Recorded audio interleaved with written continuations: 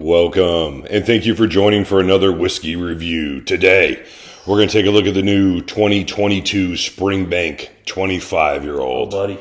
Dustin, Whiskey Review 400. Individual Whiskey Review 400. And for any of these milestone reviews, we like to bring you a nice bottle. This is no exception whatsoever. One of our favorite distilleries, and at least my favorite expression, other than the single barrels of this distillery, the regular release is the 25-year-old. Dustin, this time they upped the production. What was it, 1,300 bottles released this year? Well, so 2021, I believe, was about 1,500. Which is the 22, by the way. This is the 22. They dropped it down to 1,300. 13. But 1,300 is up from what they used to be. They used to be right around that 1,000 mark, 1,100. So this is still a good release, but they did bring the production back a bit. Mike, 60-40 sherry bourbon? Yeah, 60-40 sherry bourbon. Real nice. Try to pour them nice. And I should point out, guys, they did slightly change their packaging on the box. It is now no longer glossy. It's now matte, which looks a lot better. You guys want to take a look? Actually, it does. I didn't notice it until you said it. We're in Columbus, Ohio. We're all Buckeye fans here. This reminds me of Ohio State every time I look at this box and think, that's what a Buckeye should be drinking. I knew there was a reason I thought it was the ugliest packaging they use. All right, 46%. As always, with these 25-year-old regular releases, some of our favorite whiskeys: natural color, unchilled filtered, Springbank, Campbelltown whiskey. Dustin, we do a lot of these 25s. I believe this is the 5th or 6th vintage of the 25. We've been lucky enough to bring the folks, and once again, you did a great job of finding it this year. I keep getting lucky and finding these. The price, I thought last year's was the final price I'd pay, but apparently I adjusted. That never keeps moving in our mind. I have discovered that the Springbank 30 at 2,500 is too much for me. Because I've had the opportunity twice now, and I'm just like, I keep eyeballing it. No, I can't. All right, the 2022 Springbank 25, 60-40. Beautiful, fruity, sweet, fruity nose. I was going to say, this is the most, honeyed I think I've ever gotten on the Springbank, ever. Definitely the sweetness jumping out here, which they're all very sweet. The sweetness jumping out here is impressive even for this whiskey. Yeah, they've taken, effectively kind of like a mushed up, kind of like dirty sherry note here, and they've added wax and honey and kind of it's like it's trapped. It's trying to get out and be regular fruits, but instead it's hidden behind this kind of dirty maltiness. Really different. Yeah, dirty sweetness. That's how I would differentiate it from its other 25-year-old counterparts. And for me though, this one, and we've had this a couple times now. We've been working on this bottle. Every time we get one of these bottles, I was always saying, "Can you bring that again?" I just want to make sure I got my tasting notes down for the next time we get together. But so this one, to me, really with that honey note, also had a lot of tropical fruits in it. I'm getting a lot of papaya, apricot with this especially. It's the citrus note on here is specifically apricot. Very light tropical fruits, along with a very dirty honey note that kind of goes over the whole thing. Yeah, the other thing I'm really starting to pick up more and more, Mike, and I think, this has been about a month at least since I've opened this bottle, maybe more, but I'm starting to pick up more of the coal and the peat note, and on the finish is really getting more prevalent, which I don't usually say the words coal on Springbank in general, but I'm getting a little bit of coal and a nice peatiness that's really starting to come through, which, and again, the 25s tend not to really showcase that. When you say coal, I always think of really old single cask Glendronachs. There's the kind of that fire burnt coal note, and there's a cooling entrance to that coal note when I have some of the really good Glendronachs. I get the entrance of that cool note that sachets sometimes in a coal. I can't quite go that far, but I will tell you this: much like the 2016 25, this has a really nice lily flowery rose petal style note. I will say rose petal with this one, other than lily or daisy in the 2016. There's something redder about that flower note. Well, the 16 used the port pipe that they kind of finished it. Now, they were very tired port pipes, I believe, but as Springbank always does with port, when they do a marrying with it, they usually use very, very well used casks, but it still imparted a little something this one doesn't have. Yeah, so rose petals, I'd say, but again, that funky earthiness is really prevalent. There's that coal note, although, Mike, I've been getting a little bit of coffee all day on my nose, so I'm a little shaky that I'm just picking up some ground coffee from earlier today. But again, another incredible nose. I mean, I haven't even mentioned the pastry note to it. It's sweet, it's malty. It's got good density to it at 46%, like always. And like always with these whiskeys, it noses beautifully. I mean, It's a changing perfect too. Like, nosy you whiskey. could nose this and maybe be underwhelmed and think, oh, I think people are overhyping the Springbank 25. But then you come back and it's different. And you come back and it's different. And that's, I think, what makes this such a great nosing whiskey. Finally, it's going into a overly sugared strawberry. Definitely get the strawberry, but I'm almost thinking it's unsweet strawberry. Like, it's almost, to me, it's got a little bit of sour bitterness on the nose, but not like offensive or aggressive. It's just unsweet, really. I don't necessarily disagree with the bitter part of it to it. What I said was sugar covered. I'm not. Yeah, you could convince me that is a strawberry that's 2 days past good, but it's still covered in that same sugar. It's two distinct notes. I'm getting pastry, but I'm not getting sugar.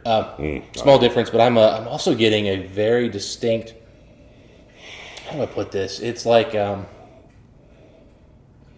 don't know. It's like there's a slight pastry that's starting to get into like a little bit of diesel gas, a little bit of. To me, the bread note, once you dug into it, was pretty dense. Putty. It was loafy, dense. You know what I mean? Almost putty-esque as far as its thickness. But that's coming from the bourbon cask, I think. And it's not the easiest note to kind of isolate when you have this whiskey because so much is going on the nose. I got to say, this is, as much as I do think we're getting a nice little bit from that sherry, the bourbon's doing its thing. 25 years and it's still very Springbank malt forward, which is a darn good thing in my book. Which you don't always get that in this amount in the 25s. But, that leads me into, there's a good amount of oakiness in this as well. And for 46, man, it's an overwhelming aroma coming out of the glass. It comes off so much higher. Oh, man. What are you picking up on the palate? Oh, man. It's everything we just talked about on the nose. It's here. It's rich, red fruits up front. Again, subdued, not turning super chocolatey like you might get on some, really big sherry bombs. Instead, honey, maybe even like a light pastry, almost a graham cracker, but not quite there. And then it transitions into just 2 or 3 levels of just kind of like oak tannins coming at you. The peat starts coming in. Then it kind of gets smoky. Then it subdues. Peat comes back. Now I'm getting sea salt. And those red fruits just keep coming in waves. And again, they're unsweet. This is not a sweet Springbank by any means. It's probably on the low side of sweetness. It still has that pastry, still has some of that vanilla. But it's very much unsweet fruits in a beautiful, beautiful way. Instantly on the palate, strawberry tarts. Tarts for sure. Yeah. Luscious strawberry. Maybe you can say a little bit of a cherry whipped cream topping on that tart. Beautiful. When you said red berries, yeah, red berries, but it's specifically strawberry to me. Okay. Dessert, pastry. Then right when you swallow, silky, just on the mid palate. And when it kind of saturates it, a really nice oak note. That didn't get that much oak on the nose. No. Which at 25 you expected to be there, but the oak note on the finish comes back in a big way. And it's really the show. And it just sticks to the side of the mouth. It's one of the oakier, as far as the palate, Springbank 25s I can remember. And it's exactly what I would expect out of a 25-year-old whiskey as far as an oak note. It's chewy. A lot of the vanilla's coming there. I feel like I'm getting the oak notes from a bourbon cask, but I could be wrong about that. Man, solid from start to finish, and a good, nice little linger here. Little kiss of that strawberry on the end here at the long linger of the finish. Yeah, I have to say, of the Springbank 25s I've had, this is the most traditional Springbank of any of them. I think last year's brought in more sherry, definitely reminded me of some of the heavy sherry Springbanks I've had. This is just all Springbank. It's got the freaking Campbelltown funk, which sometimes, again, gets subdued a bit on these 25s. This one, full force. Yeah, everything here is just... It's a perfectly balanced whiskey, Mike. Yeah, I'll say this. This is the funkiest Springbank 25 I've had. Once I pour a little bit of water in it. I usually don't get this much funk from the Springbank 25, but it is here. I usually say it doesn't. I've said on the reviews of other 25s, it's not here at all. It is absolutely noticeable here, but in the elegant 25 way. If you have enough of these 25s, man, again, that flower, the note, whether it's a lilac or a rose petal or something like that, that's a beautiful note. And the oak note on this is really turned up. And this is, for a Springbank fan, probably one of the funner versions of a 25 you can find. Yeah, I mean, if you use the younger whiskeys, you'll really notice this is the pinnacle, the 25-year-old of the core range. Yeah, for me, I think a lot of us who became Springbank fans a while back became fans of those 40 to 60% sherry, 12-year-old cask strengths. That's really what got us into Springbank. And this is a mature, finer version of those old black box Springbanks. Sherry forward. Good, bold sherry casks were used, but the bourbon balances it. It brings it into this nicely put together whiskey. The funk is here, and as you said, Mike, the oak really came out beautifully. I like Springbank to tinker with multiple casks. I like those casks to be bourbon and sherry predominantly. I don't mind when they put in port and do a few other things. Mm-hmm. Like say the 10 recently. Like this year was all bourbon. Last year was all sherry. There are good things about both of them that I like. But local barley. Excuse me, yes, the local barley tens, forgive me. I like Springbank when it's the mix. Mm-hmm. I don't care if it's a little more sherry, a little more bourbon. That depends on the master blender, and that's what they want to bring out of the whiskey. The cask they had that year. Correct. So I love it when they do the mix of the bourbon and sherry with maybe just a kiss of something else. But this is a great version of that. And I got to tell you, this is right up here with one of my favorite Springbank 25s of all time. That water brought out the Springbank peat in huge doses. And I don't think I've ever really picked up that much peat. And it's interesting because it's very plasticky. Bowmore-esque, old Bowmore peat. Yeah, old Bowmore. You're right, actually, old Bowmore peat. Yeah. Which, I don't usually get. On the 25 at all. I mean, this is more reminiscent of, say, the 21. Yeah, but again, it's got that extra light layer of oak. The finish is kicked up a little bit. Man. This is one of the more accessible 25-year-olds as far as getting to the spirit. And again, we've said this many times. We enjoy the Springbank spirit. It's one of the few distilleries we feel that strongly about to show me the spirit. It's not rare. It's the first time it's really been this exposed in this age. Oh, that water really brought the spirit out even more. Yeah, I mean, just that beautiful sugar cookie Springbank malt. Gorgeous with this. And that's an old sherry cask. I don't know. I mean, there's about 1,300 bottles, so one or two sherry butts were used, and then some bourbon casks. Right. I mean, there might be 5 casks in this whole mixture. Most probably. Yeah.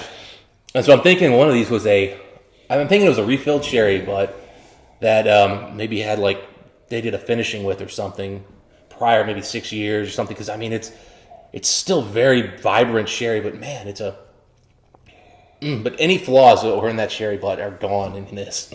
All right, now with water, I get you right. More of the malty Springbank characteristic is coming up. And one other thing I'll mention, I'm finally getting a little bit of milk chocolate.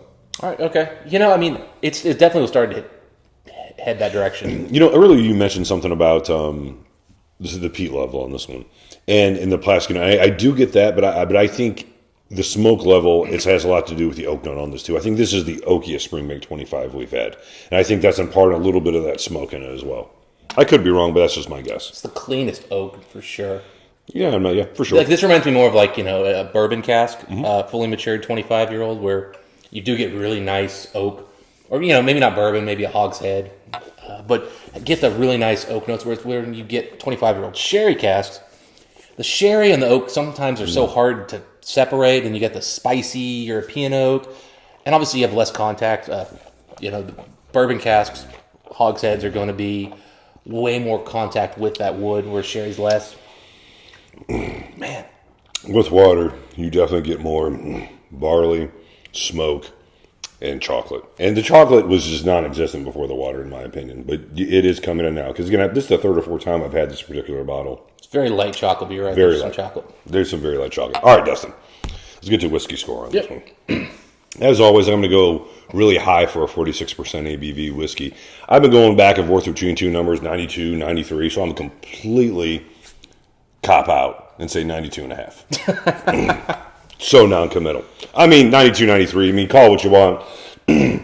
This is arguably the best 25-year-old 46% whiskey on the market. Incredible balance, sweetness, breadiness. And it's the flavors are just everything you want, especially going in this time of year. I mean, it's November, it's cold, we're in a kitchen. Makes you feel like it's holidays. It is a fall Christmas whiskey, somewhere in that range. That's why we release it on fall and Christmas. Christmas. Yeah. Go. Where are you at as far as the whiskey score? I'm a little lower, Mike. This to me is a 91. It's not my favorite. Springbank 25. It doesn't quite have that wow factor that I'm really looking for. Okay. But at the same time, it's structured. It might be the best put together Springbank 25 I've had. But for me, it just, that 2021 had that wow factor in those sherry casks. The port note on the 16 was just so vibrant. This is just an exceptional whiskey, but it's not quite hitting it out of the park for me. If you had Springbanks, 10s, 15s, 18s, even 21s, and you're going to try 25 for the first time, and you want to say, I'm going to give you the most recognizable 25 compared to the core range, for sure. Absolutely. That's what I really like about this one. I get that. I just, like I said, I mean, I love this one. I mean, again, I spent $1,000 on it. Yes. I know you're going to be fair about it. Sometimes, some. yeah, lately I've been rating Springbanks higher, and you're rating Lagavulins higher, so here we are. Strange world. Those are our thoughts on this 2022 Springbank 25 from this year. For Whiskey Review 400, we hope you guys enjoyed it. If you guys had a chance to try this bottle, I'd like to know what you guys think. Dustin, until next time, what do we wish the folks? Happy drinking. And Merry Christmas.